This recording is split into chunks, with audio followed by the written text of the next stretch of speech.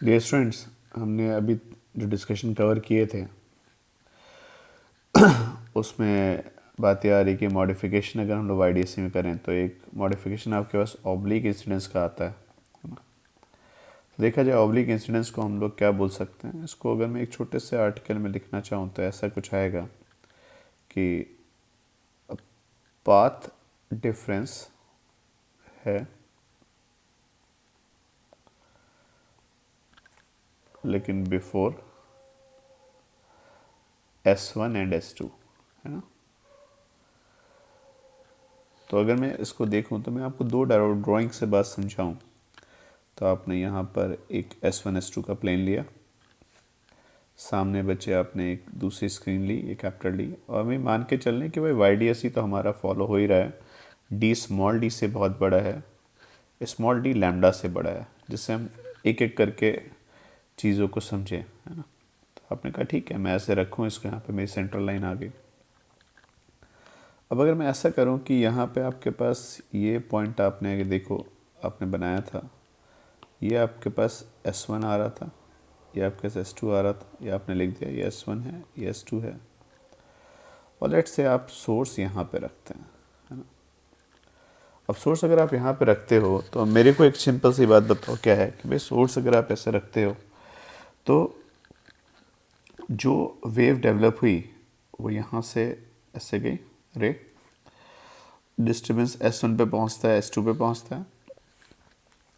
क्या S1 S2 से पहले ही कुछ आपका यहाँ पे पार्ट डिफरेंस आ चुका था? तो आपने कहा सर ये पॉइंट पी लिया और सही है मेरे पास इस तरीके से ऐसे आ गया। क्लियर? इस तरह के डिस्कशन जो आपने मान लिया कि आपका वाईडीएससी के सारे जितने भी इंग्रेडिएंट्स से फुलफिल हो रहे हैं, डी स्मॉल डी से बड़ा है, स्मॉल डी लैम्डा से बड़ा है, तो आप ऐसा बोल सकते हो कि पॉइंट पी जो है, तुम सोर्स को अगर यहाँ पे रखते तो श्योरली यहाँ पे सेंट्रल मैक्सिमा बनता। सर अगर तुम इसको नीचे लेके आओगे S2 की तरफ तो सेंट्रल मैक्सिमा आपका ऊपर शिफ्ट होगा। अगर मैं पूछूं ये पोजीशन सेंट्रल मैक्सिमा की है, मेरी बात समझना, सेंट्रल मैक्सिमा क्या होता है? तो सर सेंट्रल मैक्सिमा की जो डिफिनेशन है वो जगह जहाँ पे पार्ट डिफरेंस की वैल्यू ज़ीरो हो। अब मान लेते हैं आपका जो सेंट्रल मैक्सिमा था वो ऊपर शिफ्ट हो गया और कितने एंगल पे आ गया? तो सर ये आपका थीटा एंगल पे आ गया और हाइट कितनी हो गई आपकी? वाई हो गई। तो देखा जाए central maxima path difference zero, path difference zero होने का मतलब पाथ स्टार्ट कहाँ से हुआ? जो पॉइंट पी पे जो ऊपर से वेव चल के पहुंचेगी वो SS1 प्लस S1P चलेगी, और जो वेव नीचे से चल के पहुंचेगी वो SS2 प्लस S2P चलेगी। तो पार्ट डिफरेंस इस जगह कितना होगा? तो आप बोलोगे सिंपल सा SS1 plus S1P minus SS2 plus S2P, ये वैल्यू ज़ीरो हो गई। आप इसे ठीक से देखें तो SS1 minus SS2 is equal to किसके इक्वल हो जाएगा? आपका S2P minus S1P। S2P minus S1P को अगर मैं क्लब करके बोलूँ तो बोल सकता हूँ सर ये पार्ट डिफरेंस मेरा किसकी वजह से आ रहा है? Due to geometry. मैं P कहाँ लेता हूँ? ऊपर लेता हूँ, नीचे लेता हूँ, यहाँ लेता हूँ, इसके नीचे कहाँ पे लेता हूँ? तो इस पॉइंट को हम लोग बोल सकते हैं sir this is the path difference due to geometry, geometrical path difference. और स्लिट से पहले S1 S2 से पहले जो पार्ट डिफरेंस है तो बस उसको भी नया नाम दे देते हैं। उसको नया नाम आपने दे दिया सर ये पार्ट डिफरेंस, इसको आपने बोल दिया IPD, initial path difference. Initial मतलब स्लिट से पहले। तो भाई सेंट्रल मैक्सिमा पे ये दोनों आपके सेम होने चाहिए। S2P में S1P बच्चे आपने ऑलरेडी सॉल्व किया, अगर सारी चीज़ें मीट आउट हो रही हैं तो आप बोलोगे sir dy/d is equal to क्या हो जाएगा? SS1 minus SS2। और मुझे सेंट्रल मैक्सिमा कहाँ मिलेगा? तो उसका y कोऑर्डिनेट होगा d/d into SS1 minus SS2। Clear? चलो एक बार को मैं मान लूँ कि SS1 माइनस SS2 की वैल्यू λ/6 है, ऐसा मान लिया। तो देखा जाए इसका मतलब क्या होगा? सगर λ/6 है, लेट्स से ऐसा मानूँ तो y की वैल्यू क्या हो जाएगी? d और β/6। तो आपका β/6 के इक्वल आपका यहाँ पे डिस्टर्बेंस सेंट्रल मैक्सिमा शिफ्ट होगा।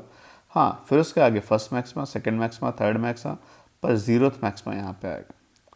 कल को आपसे ये भी पूछ सकते हैं कि बताइए यहाँ पे क्या हो रहा होगा। भाई यहाँ पे एक चीज़ पक्की है कि अगर मैं इस पॉइंट का नाम सी रख दूँ, है ना, या ऐसे रख दो, ओ रख दो, ओरिजिन जैसा लग रहा है ना, ओ रख दो, तो पॉइंट ओ पे बताइए क्या होगा। पॉइंट ओ पे आप बोलोगे सर ये वेव SS1 चलेगी, SS2 चलेगी, पर ये जो GPD है वो 0 हो गया। तो एट पॉइंट ओ पूछा जाए क्या पार्ट डिफरेंस होगा, तो पार्ट डिफरेंस की बात की जाए तो सब path difference at point O किसके इक्वल होगा, तो आप सिंपल सा बोलोगे SS1 माइनस SS2। ये वैल्यू का λ/6 है, तो मैं क्या यहाँ पे पार्ट डिफरेंस की वैल्यू का λ/6 पे फेज डिफरेंस ला सकता हूँ। फेज होता है लैम्डा के कॉरस्पॉन्डिंग 2 पाई, तो यूनिट के लिए 2 पाई/λ इंटू λ/6, तो ये आपके पास π/3 की वैल्यू आएगी। 60 डिग्री का फेज डिफरेंस आएगा पॉइंट ओ पे।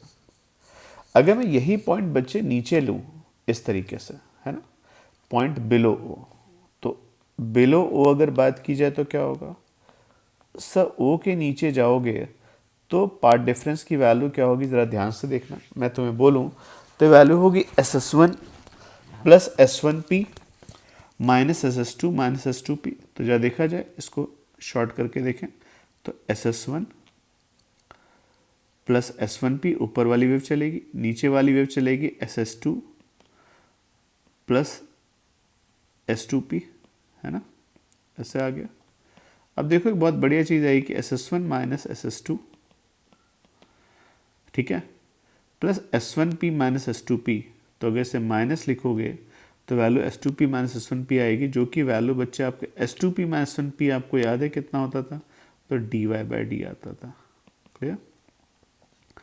तो SS1 माइनस S2 की वैल्यू बच्चे आपने निकाली थी, कितनी थी, तो आपने बोला सर λ/6।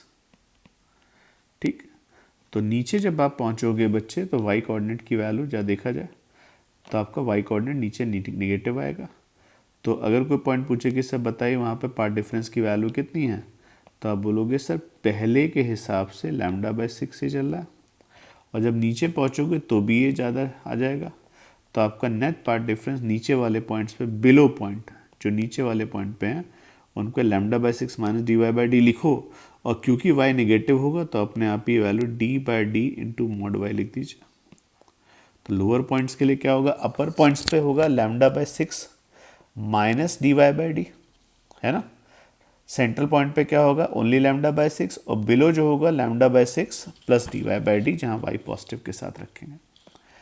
सर अगर मैं पॉइंट यहाँ पे देखूँ, जो मैंने आपसे बोला कि ऑब्लिक इंसिडेंस वाली बात, तो सर आपने यहाँ पे ऐसे लिया, ये स्क्रीन ली, और ये जो दो स्क्रीन ली बच्चे, इनके बीच में मान के चल रहा है हमारा वो जो बेसिक डिस्कशन है फुलफिल हो रहा है, डी की वैल्यू स्मॉल डी से और स्मॉल डी की वैल्यू लैम्डा से बड़ी है ना। अब आपने कहा कि सर ये मेरे पास एक S1 आता है, ये मेरे पास एक S2 आता है, ये S1 है, ये S2 है, और जो लाइट आ रही है वो इन्फिनिटी से आ रही है इस तरीके से, ऐसे। क्लियर। तो ये पैरेलल रेज आ रही थी। अब आपके पास अगर देखा जाए, अगर ये पैरेलल रेज थी तो ये जो पाथ है पूरा, अगर मैं यहाँ से इस पर परपेंडिकुलर ड्रॉ करूँ, तो आपको ऐसे परपेंडिकुलर ड्रॉ करने का मतलब यहाँ पे ये हुआ कि सर ये जो पाथ था पूरा, ये और ये, क्योंकि इन्फिनिटी से आ रही है, कॉमन हो गया। तो जो स्लिट से पहले मेरे पास पार्ट डिफरेंस है बच्चे, वो ये वैल्यू है ना। तो अगर बात की जाए सर स्लिट से पहले पार्ट डिफरेंस कितना हुआ, तो अगर मैं यहाँ पे देखूँ तो मेरे को लगता है कि यहाँ पे कहीं पे मेरा सेंट्रल मैक्सिमा आएगा। कितने एंगल पे सेंट्रल मैक्सिमा आता है, कितने वाई पे आता है, तो वाई लिख लीजिए या थीटा लिख लीजिए या इसको अल्फा लिख दीजिए। सबको क्लियर है कि अगर ये लाइट रे आपकी इन्फिनिटी से सेंट्रल लाइन से थीटा एंगल पर आ रही थी, तो ये थीटा होगा, ये 90 हुआ, ये 90 माइनस थीटा, 90 माइनस थीटा, ये थीटा, तो ये एंगल बच्चा आपका थीटा जैसा बना। और अगर ये डी आ रहा है आपके पास, दिख रहा है ना, ये डी है, तो जो स्लिट से पहले पार्ट डिफरेंस था वो डी साइन थीटा थे। तो स्लिट से पहले अगर पूछा जाए तो पार्ट डिफरेंस कितना है, डी साइन थीटा। अब ये मैं मान के चल रहा हूँ, मैं निकालने जा रहा हूँ सेंट्रल मैक्सिमा, क्योंकि सब कुछ सेम रहने वाला है, जो पैटर्न वही आ गया। तो एट पॉइंट पी पूछा जाए पार्ट डिफरेंस कितना होगा, तो अच्छे से देखो, ऊपर वाली वेव डी साइन थीटा है ना, प्लस S1P चलिए एक्स्ट्रा, और नीचे वाली वेव के पास तो डी साइन थीटा जैसा नहीं था, S2P आ गया। क्या इसको मैं डी साइन थीटा